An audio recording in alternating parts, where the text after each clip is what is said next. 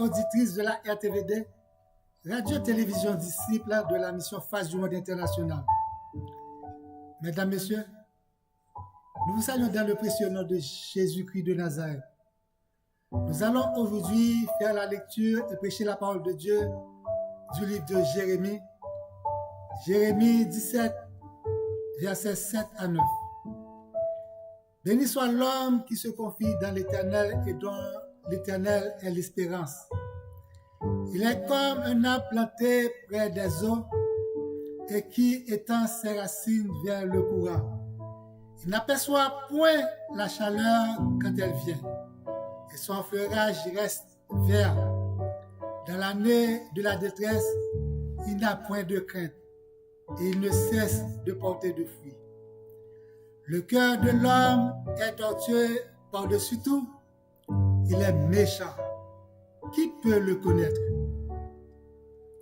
Bien-aimé, l'homme qui se confie en l'Éternel et avoir confiance en lui, il est comme un arbre planté près des eaux et qui étend ses racines vers le courant. Il n'aperçoit point la chaleur quand elle vient. Son feuillage reste vert. Dans l'année de la détresse, il n'a point de crainte. Il ne cesse de porter de fruits. Par-dessus tout, son cœur est tortueux et méchant. Par amour éternel de Dieu et la grâce infinie de Jésus-Christ nous a rendu accessible de jouir la bonté divine qui n'est jamais épuisée. Alléluia. Je vous donnerai un cœur nouveau et je mettrai en vous un esprit nouveau. J'ôterai de votre corps le cœur de pierre et je vous donnerai un cœur de chair par la puissance d'un homme qui marche sur le standard de la force, la gloire, la domination du royaume, de la sagesse du Saint-Esprit. Gloire à Dieu. Par la puissance d'un homme qui annonce à ses disciples un changement qui serait avantageux. Dans Jean 16, verset 7. Cependant, je vous le dis en vérité, il vous est avantageux que je m'en aille. Car si je ne m'en vais pas, le consolateur ne viendra pas vers vous. Mais je m'en vais. Si je m'en vais, je vous l'enverrai. Quand le consolateur vient, frères et sœurs bien-aimés, il libère, il change l'atmosphère dans un clin d'œil. Il change votre tempérament et il vous donne un cœur en mettant en vous un esprit nouveau. Il ôte de votre corps le cœur de pierre, vous donne un cœur de chair. Comme un arbre planté près des eaux et qui s'étend ses racines vers le courant. Il n'aperçoit point la chaleur quand elle vient. Son feuillage reste vert dans l'année de la sécheresse. Il n'a point de crainte et il ne cesse de porter de fruits comme l'amour, la joie, la paix, la paresse, la bonté, la bénignité, la fidélité, la douceur, la tempérance. Béni soit l'homme qui se confie dans l'Éternel et dont l'Éternel est l'espérance. Seule grâce à la miséricorde de Dieu qui peut le faire, bien-aimé. Béni soit l'Éternel qui peut changer l'homme, qui peut changer le cœur de l'homme. Moi, qui étais auparavant un blasphémateur, un persécuteur, un homme violent, mais j'ai obtenu miséricorde parce que j'agissais par ignorance dans l'incrédulité, dit l'apôtre Paul. Et la grâce de notre Seigneur a surabondé avec la foi et la charité qui est en Jésus-Christ. C'est ça l'apôtre Paul avait dit dans 1 Timothée 1er, versets 13 et 14. L'apôtre Paul a réalisé qu'il n'était pas dans les normes. Bien-aimé dans le Seigneur, Saul de son côté ravageait l'église, pénétrant dans les maisons, et il arrachait hommes et femmes et les faisait jeter en prison. Le cœur de l'homme est tortueux et méchant, frères et sœurs bien-aimés. Saul, le grand persécuteur des chrétiens par excellence. Cela ne suffisait pas pour lui. Saul a lâché le souverain sacrificateur qui représente le doyen du tribunal civil afin qu'il puisse avoir une ordonnance, une feuille de route pour se rendre à Damas afin qu'il continue à persécuter les partisans de la nouvelle doctrine, les chrétiens. Bien-aimé, en chemin, il était vers Damas, une forte lumière venant sur lui. Une forte lumière venant du ciel change toutes les données entières. Une forte lumière qui change le cœur vient sur Paul. Une forte lumière qui change le cœur méchant et tortueux. Une lumière qui redonne une vie nouvelle venant sur Paul. Une lumière qui ôte dans le corps le cœur de pierre, qui donne un cœur de chair. Une lumière qui change le cœur tortueux et méchant à un cœur d'amour, de joie, de paix, de patience, de beauté, de bénignité, de fidélité, de douceur, de tempérance.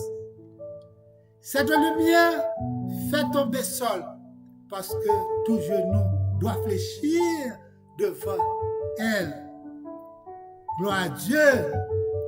Et il entendit une voix qui lui disait: Saul, Saul, pourquoi me persécutes-tu? Saul ne savait pas si les chrétiens ont un maître. Saul ne savait pas si les chrétiens ont un berger. Saul ne savait pas si les chrétiens ont un rédempteur. Saul ne savait pas si les chrétiens ont celui qui ne sommeille ni ne dort. Paul ne savait pas si les chrétiens ont un secours qui ne manque jamais dans les détresses. Paul ne savait pas si les chrétiens ont une lumière qui dit: je suis la lumière du monde. Qui est cette lumière? Cette lumière est Jésus-Christ de Nazareth. Qui es-tu, Seigneur? Celui que tu persécutes. Qui es-tu, Seigneur? Dit Paul, celui que tu persécutes. Bien-aimé, peut-être aujourd'hui, vous pouvez être persécuté, agacé par des nombreux ennemis, subir des supplices, des oppresseurs, par des oppresseurs, troublé par des maladies qui vous rongent, par des persécutions familiales, dans le travail, n'importe où, n'importe quelle persécution, sur toute forme. Pensez bien, pensez toujours, vous êtes sous l'abri du Très-Haut, sous l'abri du Tout-Puissant, qui peut tout transformer comme Saul en Paul, dans tes maladies, dans tes problèmes, et qui peut changer ton cœur, qui peut changer ton cœur en un cœur de pierre et un pierre de chair. Bien-aimé, Saul, par son arrogance, par sa force, Par sa connaissance intellectuelle, il a fait de solides études hébraïques à Jérusalem. Auprès de célèbre rabbin Gamaliel, il reçoit une éducation grecque et maîtrise parfaitement la rhétorique. Et par sa croyance religieuse, il croyait qu'il était sur le bon chemin. Il croyait à cela, oui, frères et sœurs bien-aimés. Saul se trouvait dans une situation qu'il ne savait quoi faire. Il se trouvait dans une situation qu'il ne savait s'il peut descendre, s'il peut monter. Il était tout tremblant et saisi d'effroi et il dit, Seigneur, que veux-tu que je fasse? Toi, tu peux dire aussi si tu es dans une situation qui n'est pas bonne. Une situation qui n'est pas bonne, tu peux dire de la même façon. Que veux-tu que je fasse? Je vais lui donner un cœur nouveau et lui mettre en lui un esprit nouveau. Il retirera de son corps le cœur de pierre et il lui donna un cœur de chair parce qu'il reconnaît que toute autorité vient de Dieu. Bien-aimé, seulement Jésus-Christ de Nazareth, seulement Jésus-Christ de Nazareth peut changer le cœur. Seulement lui seul qui peut changer le cœur de quelqu'un. Il a le pouvoir de réparer le cœur. Il a le pouvoir de nettoyer le cœur. Il a le pouvoir d'embellir le cœur avec joie, avec la paix et la tranquillité. C'est seul lui seul qui peut le faire. Seul lui seul, frères et sœurs bien-aimés. Aucun autre ne peut le faire. Seul Jésus-Christ. Aucun détergent ne peut laver le cœur. Mais le sang de Jésus-Christ lave le cœur, transforme le cœur et refait naître le cœur. Un cœur désespéré, Jésus-Christ est capable. Un cœur souffrant, Jésus-Christ est capable. Donc, nous devons marcher en nouveauté quand Jésus-Christ a changé le cœur. Nous devons marcher du nouveau en nouveau quand Jésus-Christ a changé le cœur. Comme Paul l'a dit après le changement de son cœur, Paul a dit en disant, ce n'est plus moi qui vis, c'est Christ qui vit en moi. Bien-aimé, tu dois dire aussi, quand votre cœur est changé, tu peux dire, ce n'est pas toi, ce n'est pas vous qui vivez, c'est Christ qui vit en vous-même. Bien-aimé, aujourd'hui, comment sentez-vous la santé spirituelle de votre cœur?